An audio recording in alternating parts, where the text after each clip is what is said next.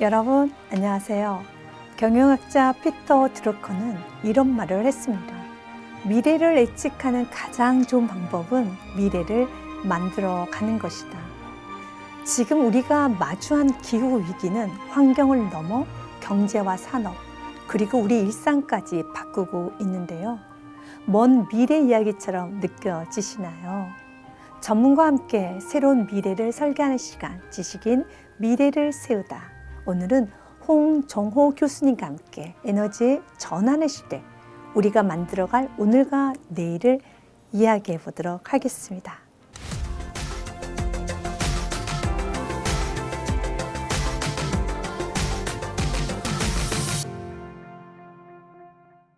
교수님 안녕하세요. 네, 안녕하세요. 반갑습니다. 네. 교수님 지금은 기후 위기의 문제를 넘어서 이제는 경제 위기까지의 영향이 준다라는 말을 많이 하거든요.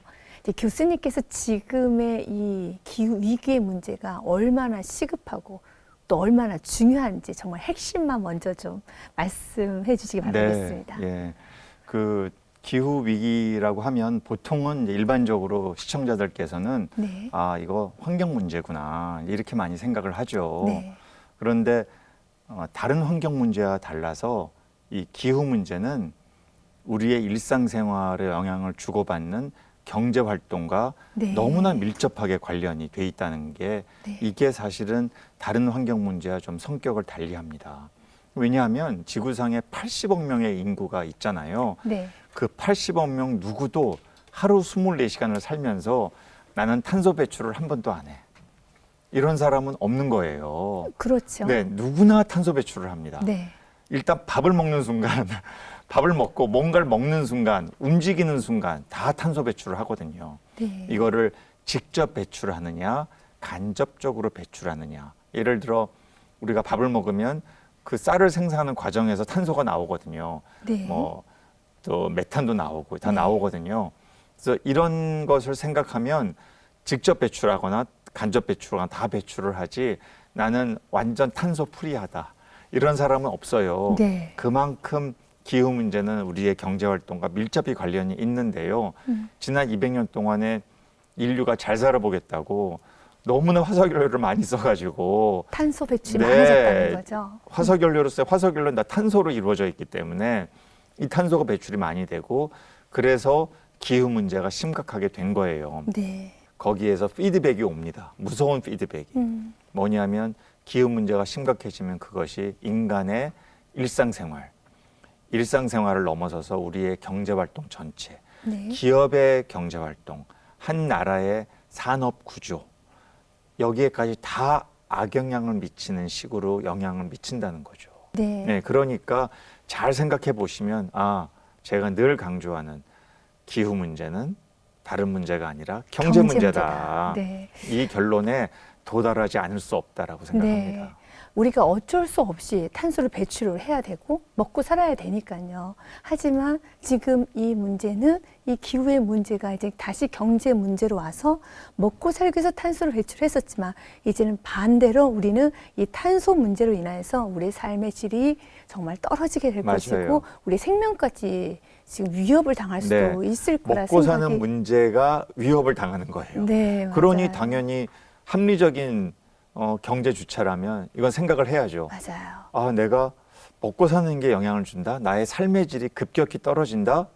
내가 특별히 환경과 기후를 사랑하지 않더라도 네. 내가 특별히 생태계를 물론 사랑하면 좋지만 네. 그렇지 않다고 하더라도 인간 자기 자신을 위해서라도 지금처럼 과거에 우리가 200년 동안 해왔듯이 탄소 배출을 이렇게 무자비하게 네. 해서는 우리의 삶의 미래가 너무 암울하다. 네. 이 결론에 도달하게 된다는 것이죠. 네.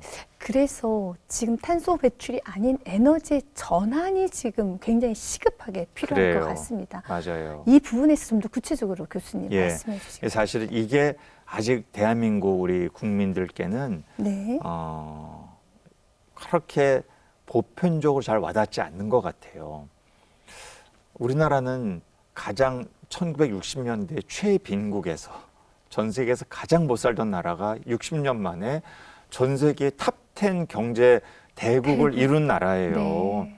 인류 역사에 한 번도 보이지 못한 다른 어떤 나라에서도 보지 못한 거를 대한민국 국민이 해낸 겁니다.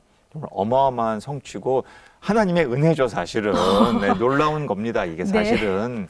그런데 잘 생각해 보면 무엇이 이것을 가능하게 했을까? 결국은 우리가 1년에 200조 원이라고 하는 어마어마한 돈을 들여서 네. 수입하고 있는 석탄, 석유, 가스. 잘 생각해 보세요. 이거 없으면은 우리의 경제 활동은 지금 현 시점에서 그냥 올 스톱이 되는 겁니다. 그렇죠. 예. 근데 대한민국은 이 하나도 나지 않아요. 하나도 안 나는데 지금까지 이거 없으면 성장을 못하는 방식으로 경제 성장을 해온 거예요. 아, 우리가 좀 더 여기서 생각을 해봐야 돼요. 그러겠네요. 아니, 이렇게 많이 화석연료를 써서 경제 성장을 해오긴 했는데 이제 그것 때문에 이산화탄소가 배출돼서 기후 문제가 심각해져서 이거 가지고 전 세계가 난리고 대한민국도 우리의 일상에서 그 피해를 보고 있다면 뭔가 지금까지의 이런 방식에서는 벗어나야 하지 않을까라는 네. 생각을 한 번쯤은 진지하게 해보는 것이 저는 이게 무리한 요구가 아니다라고 생각하는 거죠. 네. 그런데 만약에 기존의 화석연료라는 이 에너지원을 대체할 수 있는 대체 에너지가 없다면 네. 할 수 없이 이 길을 가야죠. 네. 그러나 역시 인류는 과학기술의 발전을 통해서 탄소 배출을 하지 않는 그런 대체 에너지원을 아주 빠르게 만들어냈고요. 네. 그것이 우리가 이미 잘 알고 있는 재생에너지. 그 중에서도 태양광과 풍력, 물론 이제 바이오라든지 네. 또 수력이라든지 뭐 이런 것들이 있긴 합니다. 지열이라든지. 그렇지만 역시 뭐니 해도 기존의 이러한 화석연료를 대체할 수 있을 정도로 대규모로 전기를 생산할 수 있는 발전원의 대안은 풍력과 태양광이라고 하는 이 두 가지 대표적인 재생에너지 발전원이다. 네. 이미 이걸 대한민국이 제일 먼저 앞서서 가야 한다면 얼마나 힘들겠어요. 새로 계속 기술 개발해야 되고 가보자는 길을 가야 하니까. 네. 그런데 글쎄요. 다행인지 불행인지 이미 전 세계의 많은 선진국은 이 길을 지난 20, 30년 동안 지속적으로 해왔고요. 그러다 보니 우리가 잘 알고 있는 적지 않은 선진국에서 이미 재생에너지를 통한 발전의 비중이 50%, 네. 60%, 네. 70%, 90%를 넘는 나라도 이미 생겨났습니다. 네. 대한민국은 전체 발전원 중에 재생에너지가 차지하는 비중이 10%여서 OECD 38개국 중에 가장 바닥 꼴찌인 나라예요. 심지어 화석연료를 100% 수입하고 있는 나라에서. 이거는 뭔가 이상하네요. 뭔가 이상해요. 이상해요. 예, 합리적이지 네. 않아요. 합리적이지 않네요. 그래서 여기에 대한 좀 우리 국민들께서 생각의 전환을 저는 확신합니다. 생각만 싹 바꾸면 네네. 아주 빠르게 다른 길을 갈 수 있다. 맞아요. 원래 우리 국민이 적응이 빠르잖아요. 그렇죠. 예, 저는 네. 그래서 그런 것에 대한 좀 확신을 하고 있고 만약에 끝까지 그렇게 안 하겠다면 저는 대한민국의 지속 가능한 발전 성장은 이제 앞으로는 더 이상 가능하지 않다라고 생각합니다. 이거는 누구도 원치 않을 거예요. 우리가 다음 세대에게 나의 자녀들에게 그런 우울한 나라를 물려준다? 이건 아닌 거죠. 네. 잘 생각해야 합니다. 네. 교수님 그렇다면 오늘 교수님의 대화 그리고 교수님께 조금 더 지금 이 재생에너지의 필요성에 관해서 너무 시급하고 그리고 구조적인 변화가 빠르게 이루어져야 된다라는 부분에 있어서 교수님의 그 특가 부탁드리도록 하겠습니다. 네.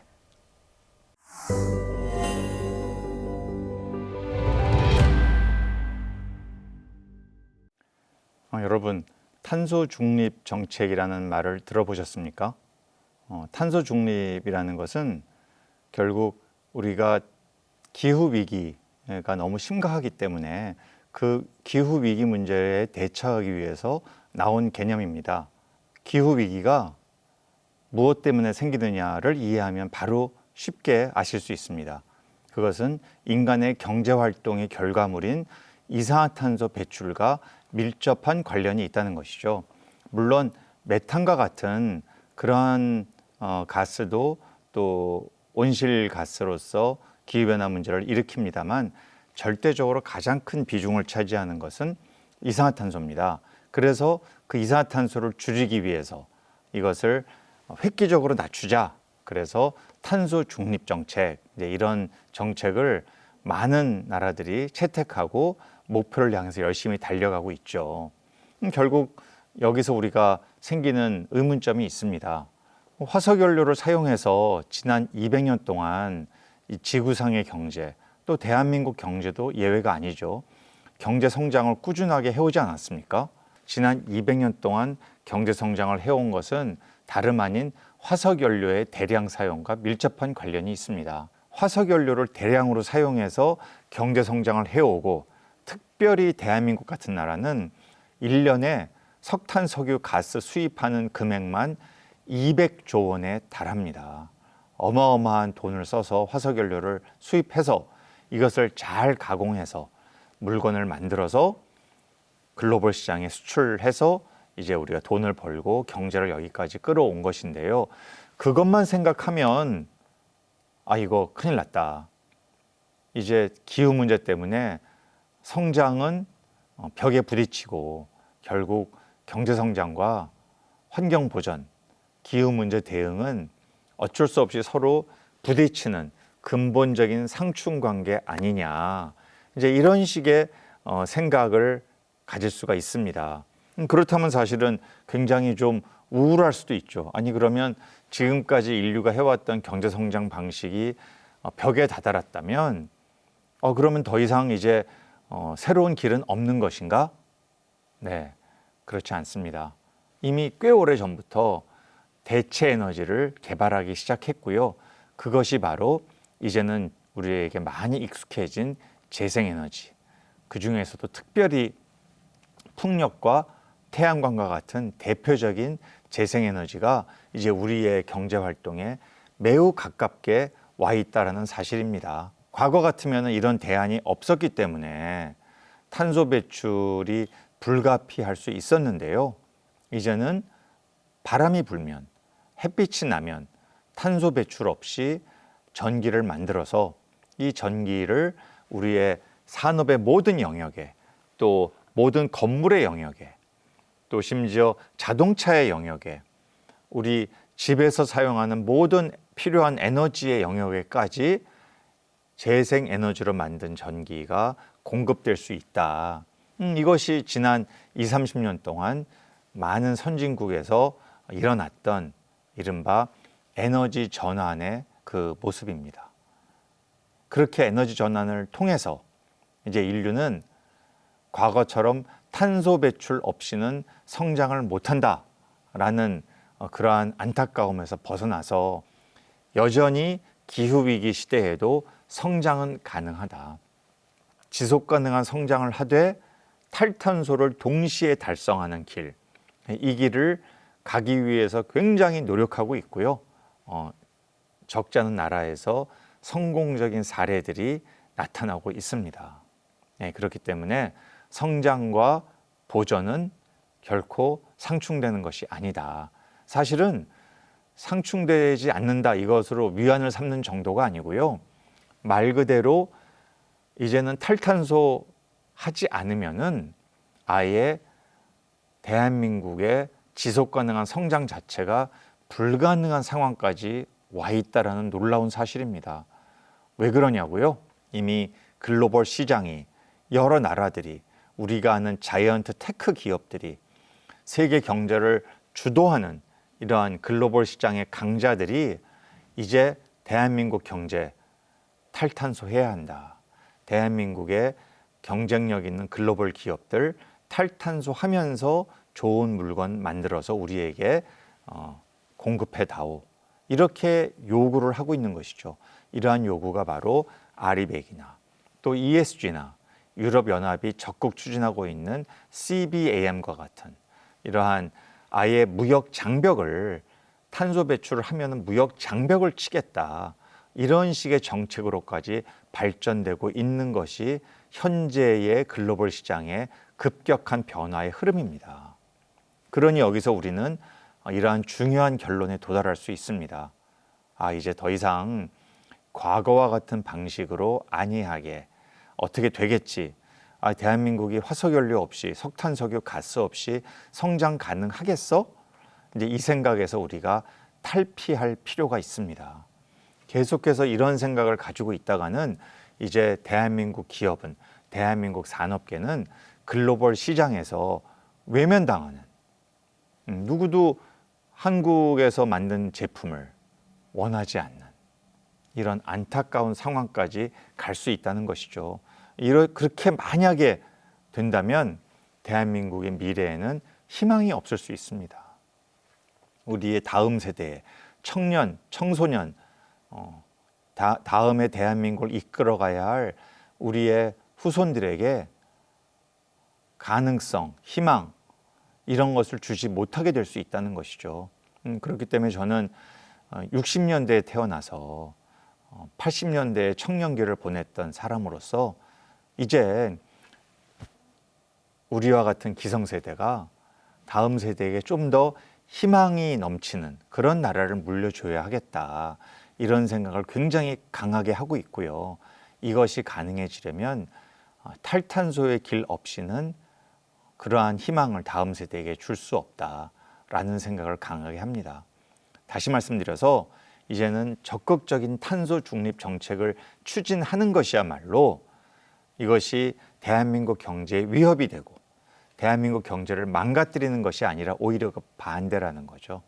대한민국 경제가 오히려 새로운 기회를 창출할 수 있고 탈탄소의 영역 속에서 끊임없이 새로운 일자리를 만들 수 있고 또 지금까지 대한민국 경제가 놀라운 경제 성장의 성공 역사를 써왔습니다만 그 중에 여러 가지 이제 문제들이 생겨났지만 제가 꼭 하나 짚고 넘어가고 싶은 것은 너무 수도권 중심의 일극 체제의 경제 발전 경로를 겪어왔다는 것이죠. 저는 이것이 앞으로 대한민국 사회 경제에 주는 커다란 문제가 될 것이라고 생각합니다.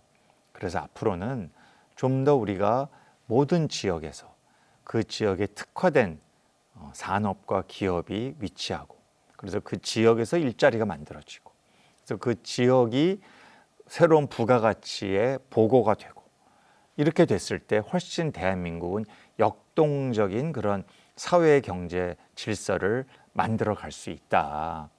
그렇게 저는 생각을 합니다.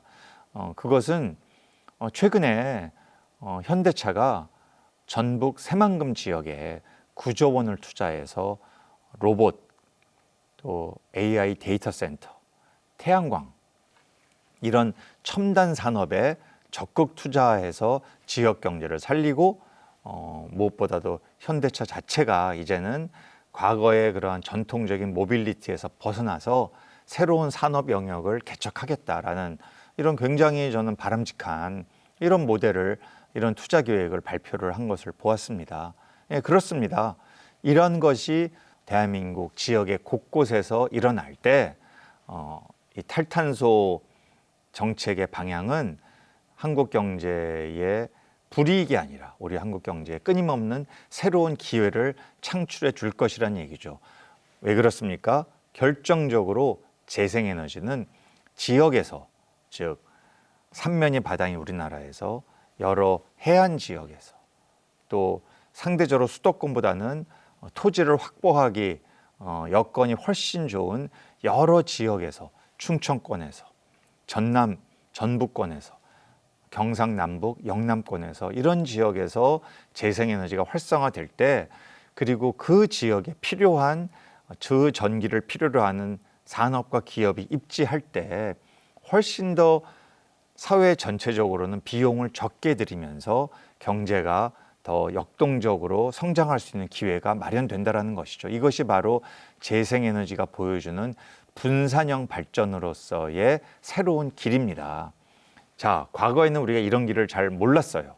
왜냐하면 석탄 발전이다, 원전이다 이래가지고 1기가와트 이상의 초대형 발전소에 익숙했던 나라입니다. 우리나라는. 그러나 이것은 그 전기를 수도권으로 가져오려면 200km, 300km의 먼 길을 송전선이 달려가야 합니다. 훨씬 더 많은 비용을 지불할 수밖에 없다라는 것이죠.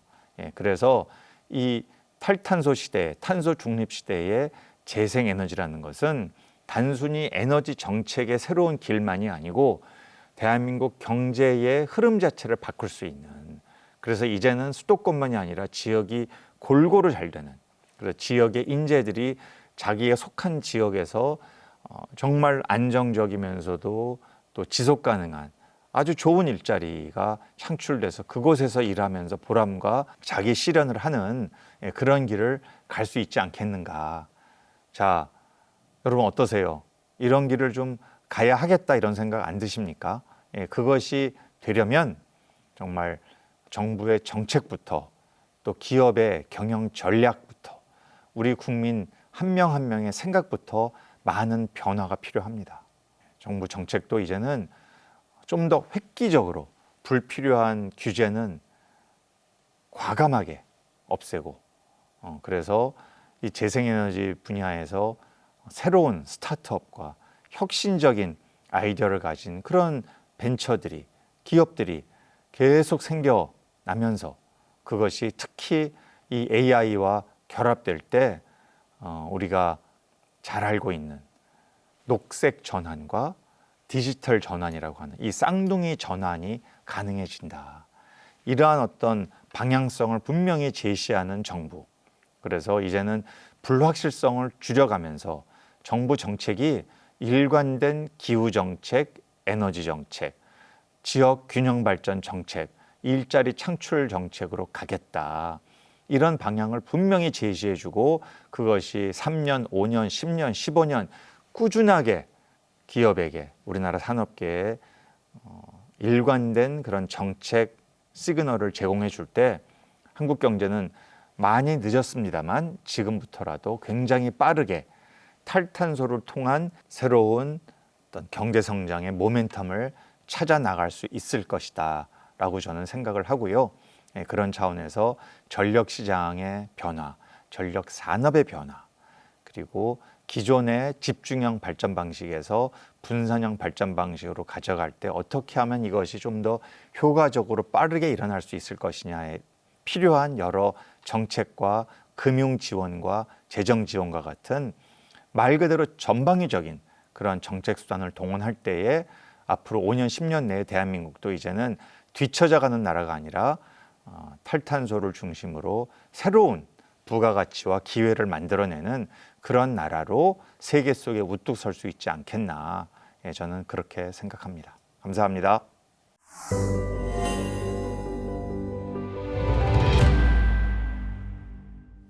교수님의 강의를 듣고 난 다음에 저의 마음은 정말 급하다. 지금 너무 시급하다. 그리고 빠르게 하지 않으면 안 되겠다. 라는 그런 마음이 굉장히 많이 들었어요. 분명히 교수님의 강의를 듣고 모든 시청자분들도 이거 굉장히 심각한데 이거는 큰 생명의 위기까지 오겠는데 라는 생각도 들었을 것이라 생각이 듭니다. 특별히 교수님께서 자주 했던 그 탈탄소 부분에 있어서 좀 더 구체적으로 그럼 앞으로 5년 후에는 어떻게 우리나라가 변화가 될 수 있을까요? 네, 사실 대한민국 정부가 2030 이제 지금부터 5년 후면 2030년 아니겠습니까? 네. 우리가 국제사회에 나가서 그런 발표를 했어요. 선언을 했습니다. 네. 우리가 2030년이 되면 2018년에 배출했던 탄소 배출량에서 40%를 줄이겠다. 이 수치는 굉장히 도전적인 과제인 건 분명합니다. 도전적인 과제. 네, 왜냐하면 다른 나라들은 이 수치가 더 높긴 해요. 네. 그런데 기준 연도가 다르고요. 뭐 기준 연도가 뭐 1990년도 있어요. 유럽 같은 나라는. 네. 굉장히 빠른 거예요. 네.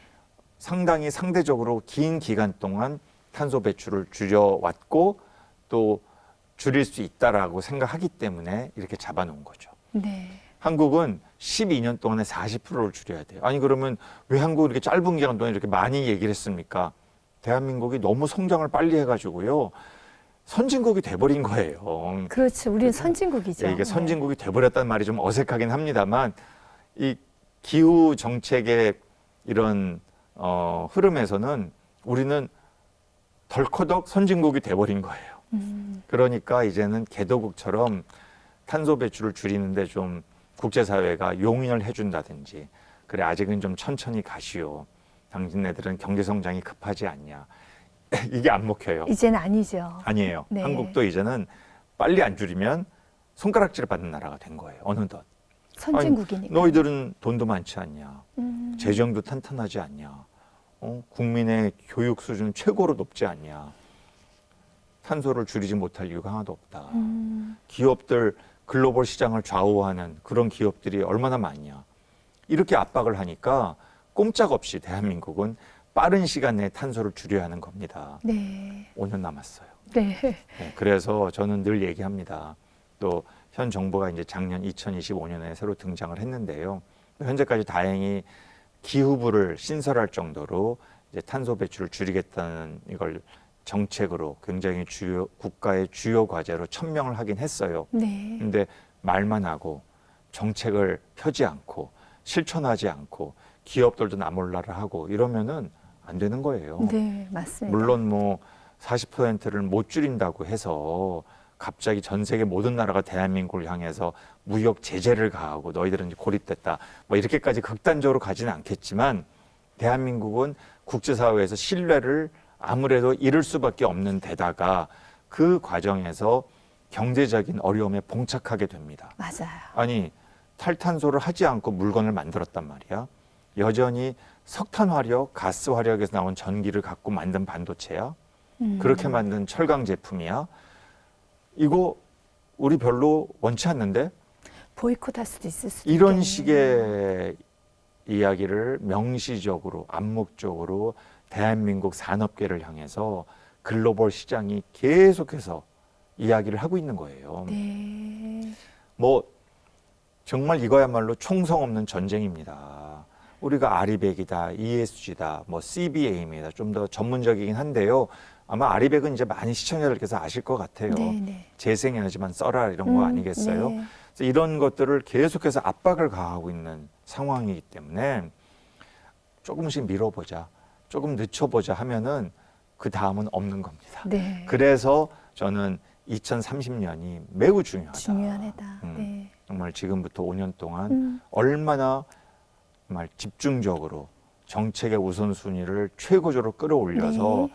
빠르게 뭐 빠를수록 뭐 급할수록 돌아가라 이런 말도 있습니다만 저는 재생에는 거기에 적용 안 된다고 생각해요. 네. 이미 검증된 기술이기 때문에 네. 이미 글로벌 시장에서는 가장 싼 발전원으로 등극한 지 오래됐기 때문에 네. 그것이 대한민국 경제에서도 실현될 수 있도록 정말 빠르게 가야 합니다. 네네. 이건 시간과의 싸움이에요. 네. 이 속도를 우리가 끌어올리지 않으면 정말 영영 못 쫓아가는 상황으로 갈 수도 있다는 저는 솔직히 그런 위기의식을 갖고 있어요. 네, 맞습니다. 제가 뭘 그렇게 경제학자가 급해가지고 이런 이야기를 하겠습니까? 그만큼 많은 나라의 변화, 글로벌 시장의 흐름을 봤을 때 이쪽으로 빨리 달려가지 않는다면, 손 놓고 있다면 한국 경제의 미래는 심대한 타격을 받을 수 있다. 네. 지금 이 호르무즈 해협에 이 이란에 큰 전쟁이 나서 막 화석연료 수입이 지금 원유, 가스 수입이 굉장히 어려워지고 가격이 폭등한 상황이 지금 벌어지고 있거든요. 네. 이게 앞으로 얼마나 갈지 누구도 예측할 수 없어요. 네. 그런데 이게 다 대한민국 경제는 직격탄입니다. 그렇죠. 이걸 다 수입해야 되기 때문에 우리나라는 네. 우리 원유 수입의 70%가 중동이에요. 다 호르무즈 해협을 거쳐서 옵니다. 자, 그러니 기후를 생각지 않더라도 이런 지정학적 갈등과 위기 상황에서 우리가 할 수 있는 건 무엇이다? 순수 국산 에너지 빨리 키우자. 맞습니다. 그게 바로 풍력과 태양광이에요. 풍력과 태양. 이거는 우리의 햇빛이고 우리의 우리의 바람이기 바람이고. 때문에 그런 거죠. 네. 교수님이 생각하시기에 그 40%를 이 달성하는 부분에 있어서 도전적이긴 하지만 불가능하지는 않다고 생각하시나요? 네, 그렇죠. 이거를 네. 안 될 거야. 이런 패배주의적인 생각으로는 될 것도 안 되는 거고요. 네. 사실 대한민국이 지난 60년 동안의 최빈국에서 선진국으로 도약하는데 아마 모든 순간이 안 된다고 생각하면 안 되는 일이었을 거예요. 그렇지 않습니까? 네. 아니, 과거에 정주영 회장 같은 분은 해봤어? 왜 안 해보고 안 된다고 그래? 이런 말도 그 유명한 명언을 남기지 맞아요. 않았습니까? 맞습니다. 저는 그런 정신이 대한민국을 여기까지 이끌었다고 생각해요. 네. 과거에 우리나라가 엄청나게 헐벗은 산이었어요. 네. 남한은 특히. 그런데 이거를 70년대, 80년대를 거치면서 이제 전 세계 어디에 내놔도 가장 아름다운 산이다라고 자랑할 만한 이런 산을 만들었거든요. 네. 70년대에 당시의 정부 목표가 10년 동안에 나무 21억 그루를 심겠다고 했어요. 네네. 근데 이거를 어느 정도로 조기 달성을 했냐 하면 7년 만에 29억 그루를 심었습니다. 이게 대한민국 대단한 저의 나라예요. 부모님 세대가 네. 이 일을 해낸 거예요. 네. 대한민국이 못할 일이 있을까요? 저는 없을 거라고 생각해요. 네. 재생해서 늘리는 것쯤이야. 네. 그것도 해낸 나라거든요. 네. 저는 충분히 가능하고요. 제일 중요한 거는 생각의 합의를 보는 겁니다. 생각이 합치돼야 돼요. 네. 우리 국민의 일부는 저 생각, 또 다른 국민은 저 생각 이렇게 돼가지고는 될 일도 안 돼요. 이제는 이 기후위기는 상수다. 네. 에너지 전환도 역시 상수다. 다른 모든 선진국이 이 길을 가고 있다. 가까운 중국을 봐라. 가까운 일본을 봐라. 이렇게만 생각해도 답은 명확합니다. 그렇죠. 여기에 대한 우리 국민이 이 똑똑한 우리 국민들께서 빨리 생각의 합치를 보고 한 마음으로 달려가면 좋겠다. 이게 네. 제 꿈이에요. 네. 그러면 오늘 방송을 보시는 우리 시청자분들께서도 굉장한 도전을 좀 갖게 되겠는데요. 그러면 조금 더 구체적으로 사회가 해야 될 책임이 있고, 또한 기업이 해야 될 또 책임이 네. 있을 것 같은데요. 그러면서 저는 마지막으로 또 개인이 음. 이 부분에 있어서 나는 작은 개인이지만 또 내가 해야 될 어떤 사고의 전환과 네. 또 책임 있는 무슨 행동이 있는 것일까? 그래요. 라는 질문을 좀 드리고 싶어요. 그래요. 예, 중요한 질문 해주셨고요. 네. 우리 경제학에서 이제 경제 주체라고 하면 네. 정부, 기업, 소비자, 국민이죠.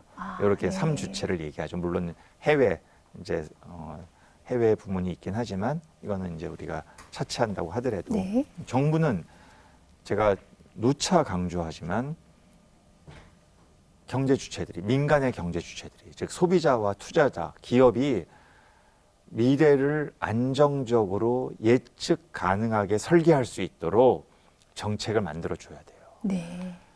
오락가락 제일 안 좋은 거예요. 이랬다 저랬다. 정부가 양치기 소년되면 되겠습니까? 절대 안 되는 거거든요. 근데 에너지 정책에 있어서는 대한민국 정부가 안타깝게도 지난 15년, 20년 동안 이런 모습을 보여왔어요. 네. 5년마다 막 바뀌는 거예요. 그러니 아니 특히 해상풍력 같으면은 한 5년, 10년 걸리는 사업이거든요. 네. 도대체 뭘 믿고 내가 조 단위의 투자를 하겠나? 저라도 제가 기업의 CEO라도 그렇게 생각할 것 같아요. 영국 말씀을 드릴게요. 영국은 2000년, 25년 전 재생에너지 발전 비중이 2%대였습니다. 대한민국도 2000년에 2%대였어요. 그래프를 보면 두 나라가 붙어 있어요. 네. 그런데 25년이 지난 현재 대한민국은 2%대에서 장장 25년 동안 10% 정도로 올라왔고요. 네네. 영국은 이제 2%대에서 25년 동안 50%를 넘어서 60%를 향해 다 왔어요. 아니 어떻게 이렇게 큰 차이를 이렇게 초격차가 생겨났냐. 제가 너무 궁금하고 부럽기도 해서 영국의 뭐 이 국내에 와 있는 또 대사관, 영국 쪽에 뭐 부대사라든지 이런 네. 분들 만나서도 물어보고 영국의 교수들이 방한하면 또 제가 영국 가게 출장 가게 되면 다 물어봤거든요. 서로 잘 모르는 사람들인데도 답은 하나예요. 정책의 일관성. 정책의 일관성. 네. 정치권이 기후 정책, 에너지 정책은 싸우지 않는다라는 거예요. 네. 안 싸운다. 네. 기후 정책, 에너지 정책은 이거는 정쟁의 대상 아니다. 네. 이건 한 방향으로 가자. 그러니까 기후 정책 진심으로 했고 에너지 전환 정책 진심으로 한 거예요. 네. 그러니 결과가 말해주고 있지 않습니까? 네, 한 수치로. 나라는 60%, 우리는 10%. 네. 50% 포인트 차이가 나는 어마어마한 격차가 벌어진 거예요. 네. 단 4반세기 만에. 그래서 좀 대한민국의 정당들이 모여가지고 제발 좀 신사협정 좀 맺었으면 좋겠어요. 네. 이제 앞으로 기후 에너지 정책은 좀 한 방향 갑시다. 네. 아니 재생에너지가 꼴찌니까 이거 좀 늘리는 거는 서로 동의할 수 있는 거 아니겠냐. 상수입니다. 예, 이건 좀 늘려줘야 되지 않겠냐. 네네. 이런 얘기 했으면 좋겠고요. 네. 기업도 수세적인 자세에서 벗어나야 돼요. 소극적인 자세에서 벗어나서 우리나라의 글로벌 기업들은 알고 있어요. 글로벌 시장 나가 보니까 얼마나 상황이 심각한지 잘 알고 있습니다. 네네. 그래서 정부에 적극적으로 의견 개진을 해야 돼요. 재생에너지 늘리고 그와 관련된 파생 산업들, 관련 전후방 연관 산업들 빨리 키우는 노력을 해야 된다. 네네. 그래야 기존의 조선업이나 철강도 또다시 부흥을 합니다. 왜냐하면 해상풍력 같은 경우는 이게 중후장대한 이 건설 산업이에요. 네네. 엄청난 규모의 투자가 필요하거든요. 철강도 필요하죠. 배도 필요해요. 그 물건 다 그 많은 이 설비들을 다 바다로 갖고 나가서 거기에 설치를 해야 되기 때문에 풍력으로 돌아야 되니까. 네, 저는 현장 가보면 이게 뭐 아마 저 사회자께서 잘 모르시겠지만 정말 요새 전 세계적으로 얼마나 큰 해상풍력 단지가 건설되냐면요. 네. 지름이 이게 이제 블레이드 이 날개라고 하죠. 이게 네. 세 개가 있거든요. 네네. 이 세 개가 이제 쭉 돌아가요. 네네. 원을 그리거든요. 네. 요새 지름이 300m짜리가 설치됩니다. 300m. 300m. 네, 바다 위에 거대한 그 300m. 거대한 게 지금 세 개. 지름으로 돌아가는 네. 거예요.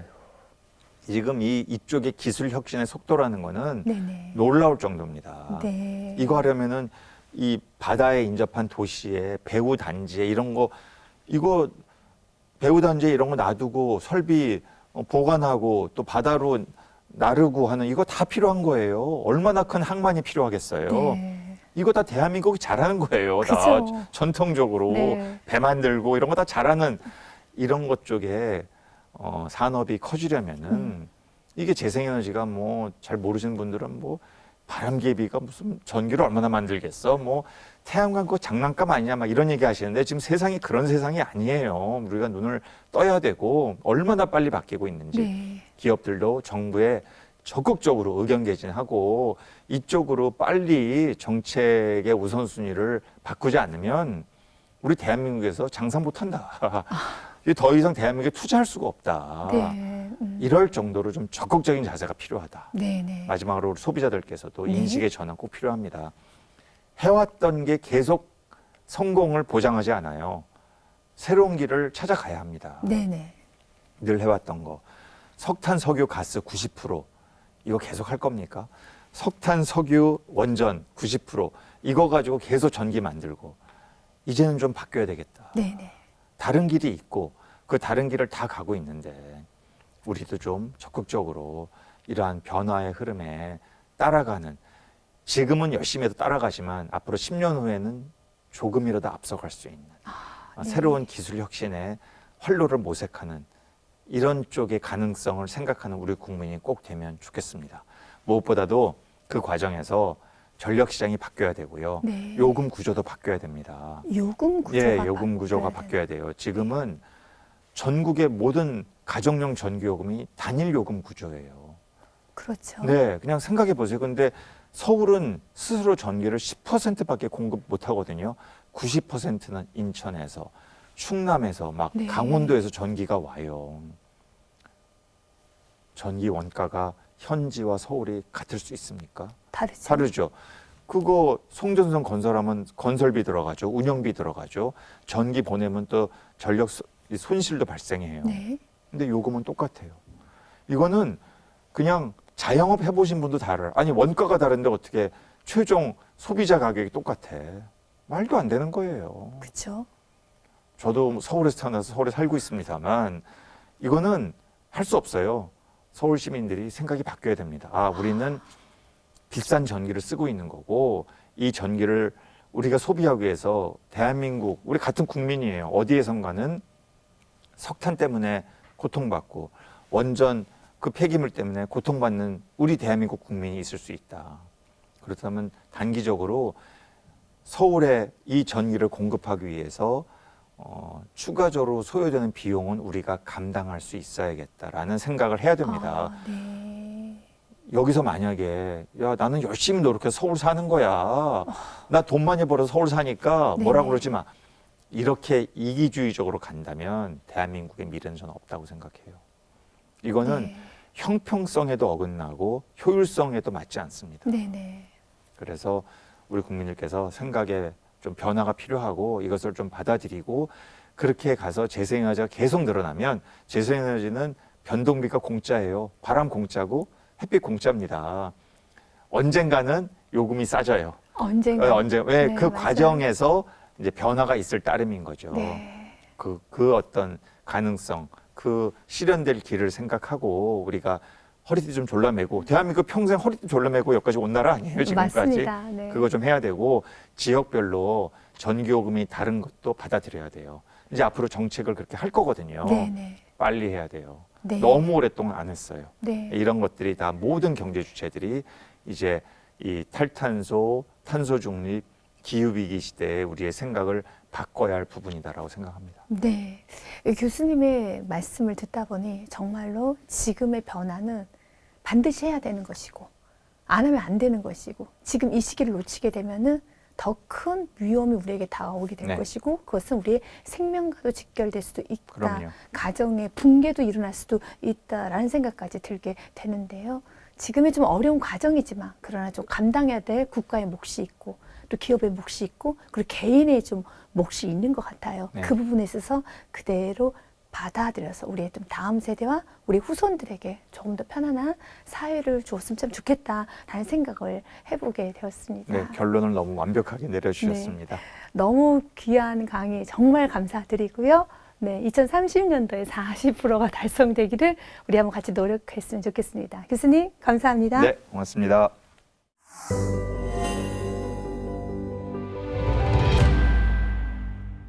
변화는 이미 시작됐고 이제 중요한 건 어떤 선택을 하느냐 이럴 텐데요. 준비하는 만큼 전하는 위기가 아니라 기회가 될 수 있습니다. 전문가와 함께 새로운 미래를 설계하는 시간 지식인 미래를 세우다 함께 해주신 여러분 고맙습니다.